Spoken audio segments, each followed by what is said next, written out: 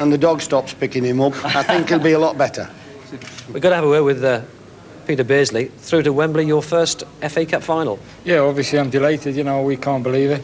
And I think what Brian said was right, you know, we were worried about Gary, and I think John Barnes did a lot of work down that left-hand side, cutting off the supply, and obviously it was better for us on the day. Sure. Obviously the prospect now of a double-double for Liverpool, having already done it recently, can do it again this season. Well, obviously that would be nice, you know, but we've got a few points to get in the league, yeah.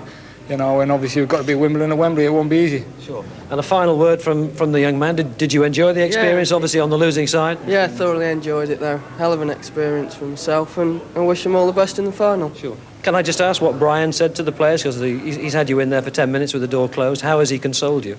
Oh, well, obviously I think you can tell on the pitch we give it the best we've got, and the best team won on the day. Sure. Final thought, Brian. New contract at Nottingham Forest, has it been signed? Give up. New contract. Hey, I've got enough problems without signing new contracts. Thanks very much indeed for coming out, Brian. Oh, it's a pleasure. What you got? The match sounds as though it was a pleasure too, and Brian Clough's got to wait. Well, he's got to wait another year to get to that cup final. But Sporting there in defeat, no doubt about that. Let's give you the league table situation then. There were other matches around, of course. The only change in Division 1 is that Everton move above Forest into third place. Liverpool and Forest, of course, were in cup action. Manchester United didn't play. That's Division 1. In Division 2, Millwall are the new outright leaders, a point ahead of Middlesbrough and Blackburn. Will they make the First Division for the first time in their history? They seem to be odds on now. Long-time leaders Villa slipped from first to fourth after being held at Crystal Palace. The teams in the red and yellow there are the ones that could be involved in the playoffs if they stay in those positions. Now, in the third division, Sunderland, with 2 games in hand, remain 3 points clear of Walsall. Walsall are second, but they were beaten at Brighton today, who move into the playoff places. County, Brighton and Wigan are there. In the fourth, Wolves, who play at Cambridge tomorrow, are still 7 points clear of Cardiff, who lost 2-0 at Torquay. Remember, 3 will definitely go up, and 1 from those other 3 positions will go into the playoffs. No change at the top of the Vauxhall Conference, with both Barnet and Lincoln drawing today. Barnet favourites at the moment. In Scotland, 3 of the top 4 clubs were otherwise engaged, but Rangers did themselves no good at all. They were beaten 3-2 at Morton, who were already relegated. In Division 1, Hamilton look likely to go up as champions. After their 2-1 defeat of Wraith Rovers, they now lead by 5 points from Meadowbank, who lost 2-1 at Partick.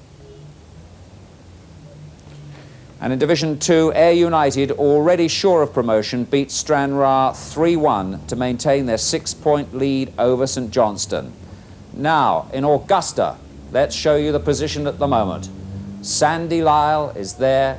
He's 2 in front of Mark Calcavecchia at the moment. Fuzzy Zeller is there, and Gary Hallberg. And Bernard Langer amongst the Europeans is in contention too on 1-4-3. But Nick Faldo is down the field, and so is Ken Brown. But Lyle, with a fabulous 67 in the second round, that's 5 under par, is out front with 2 rounds to go. Coverage, of course, on BBC television. There were only 9 finishers in the Grand National today, a result of the rather heavy going. There were 22 last year in comparison. The winner, Rhyme and Reason, at 10-1. And today, there was unveiled a statue to the great hero of Aintree of the past, Red Rum, unveiled by the Princess Royal, this marvellous bronze. Philip Blacker sculpted it, the former national jockey, the old hero of Aintree. But there was a new hero today, but very nearly not. This is at Beecher's first time round, and you see there that Rhyme and Reason very nearly came a cropper. But he recovered, and he went on to win the race in an absolutely thrilling finish, beating Durham Edition in the end. Brendan Powell on board, a fantastic win, the new hero of Aintree.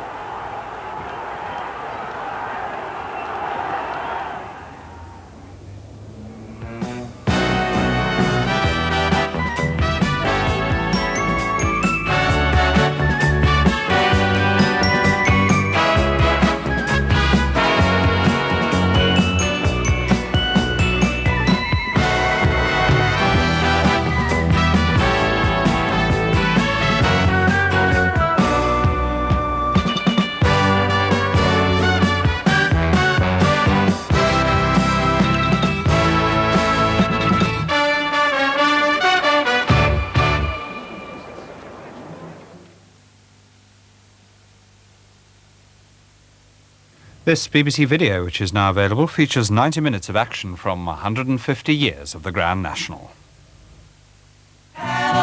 Tonight sees the return of the likeliest lads in Liverpool, and Tex has a new job. I'm going to miss all this. Turning up here every morning, seeing your happy, smiling faces, sharpening our intellect on the grindstone of political debate. Dava enjoys other diversions. What's the matter with you, Dav, eh? That bit of stuff behind the bar. I think she fancies me. Is there some problem? Well, I was James Kilbraith, sir. Sir James Gilbraith. It's a pleasure. Travelling incognito, Sir James. But Sir James gets his comeuppance from the widow Riley. There's a wee wide, warm welcome waiting for the man who puts his slippers alongside my coal scuttle. Tex, Lenny and Dava in a new series of Help, tonight at 5:45 on BBC1. Debbie Greenwood's First Class in a quarter of an hour after the news, now on BBC1 at 5:05 with Moira Stewart.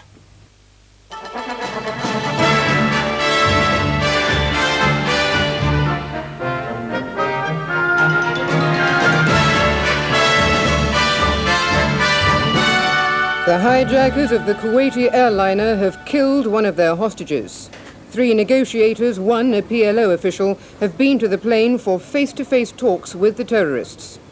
A 12-year-old girl has been charged with the murder of Northampton schoolgirl Carol Baldwin. And the joint favourite, Rhyme and Reason, wins the National. Good evening. Intense negotiations are underway in Cyprus to try to end the hijacking of the Kuwaiti airliner. This morning, one of the 50 hostages was shot. His body was dumped on the tarmac of Larnaca Airport. The hijackers said he was an airline security guard. Kuwait said he was a member of the armed forces returning from holiday. He was murdered after Cypriot officials refused demands to have the plane refueled. Now, 3 sessions of talks have been held, conducted through an open door of the plane by 2 Cypriot officials and a representative of the Palestine Liberation Organization. There's speculation that the hijackers' demand for the release of 17 terrorists in Kuwaiti jails is being considered. This morning, after the man was killed, the hijackers threatened, "We will send you more presents," though so far they've not set any new deadline. The plane's been on the ground at Larnaca for the last 22 hours. The Cypriots allowed it to land after it had been turned away from Beirut. Reporting now from Larnaca, Keith Graves. It was, said the Cyprus government, a humanitarian gesture, and if it had not been made, the aircraft would surely have crashed through lack of fuel. The pilot said, "Thank you, I will never forget this," but the ordeal for him and his passengers was far from over. Negotiators in the control tower made it plain they were not prepared to meet the hijackers' demands for fuel. As far as they were concerned, Larnaca was the end of the road. The negotiations went on through the night, and then, soon after dawn, the hijackers made it plain their patience was running out. Please advise the government, the Cyprus government and the Kuwaiti government that after at 10 o'clock, if the craft reservoirs is not full, 100% full, then we have no choice but to kill one passenger 10 o'clock sharp. The deadline passed, and 90 minutes later the doors opened and the body of one of the aircraft's security guards was thrown out. He'd been shot 3 times. Send a coffin for the corpse was the hijackers' chilling response to a negotiator's plea to spare lives and release the old and sick passengers as a sign of good faith. And the hijacker threatened, "We will send you more presents."